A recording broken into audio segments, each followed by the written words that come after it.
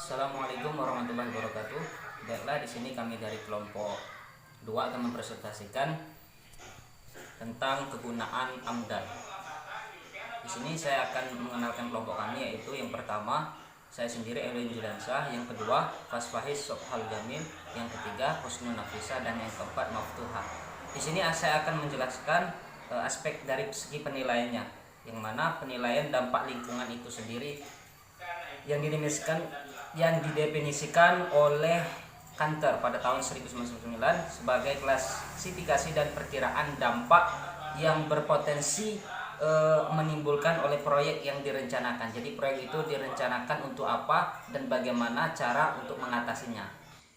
Selanjutnya adalah AMDAL sebagai aspek penyaringan. Penyaringan adalah proses yang diperlukan untuk menentukan perlu atau tidaknya penilaian dampak lingkungan. Tingkat di mana AMDAL harus dilakukan juga dapat ditentukan dengan menerapkan penyaringan. Kemudian, AMDAL dilakukan di lokasi di mana pembangunan baru dijadwalkan akan dilakukan atau di mana ada perluasan direncanakan dari proyek yang dikembangkan sebelumnya untuk dinilai dampak pembangunan tersebut terhadap lingkungan. Setelah penyaringan selesai, keputusan tentang bagaimana melanjutkan pengembangan dapat dibuat. Langkah-langkah yang dapat dilakukan untuk melakukan scanning diantaranya pertama, praktisi pengkajian lingkungan yang telah ditempatkan bertanggung jawab atas proyek tertentu, bertemu dengan orang yang mempromosikan pembangunan atau perluasan pembangunan lama.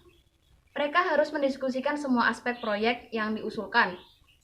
Aspek-aspeknya diantaranya pertama adalah mengenai alasan proyek, ukuran, biaya, pemangku kepentingan utama, oposisi, dan apakah beberapa bagian proyek dapat dinegosiasikan atau tidak.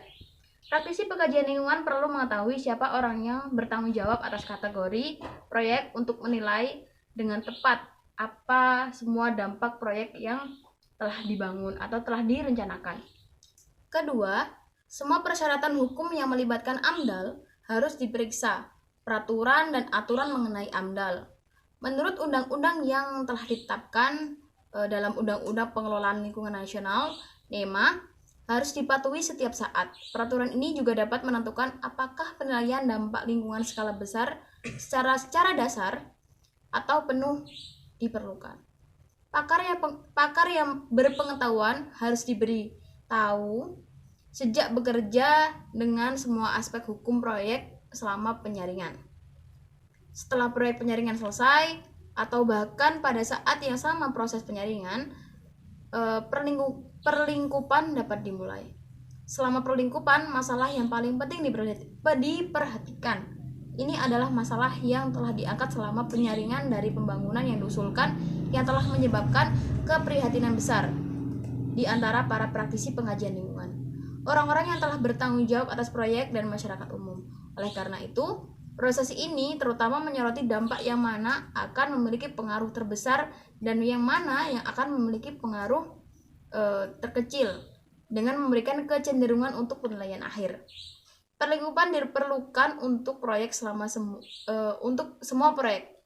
Dan selanjutnya, perlingkupan harus dilakukan selama proyek berlangsung, setelah siklus atau pengembangan yang diusulkan setelah diselesaikan.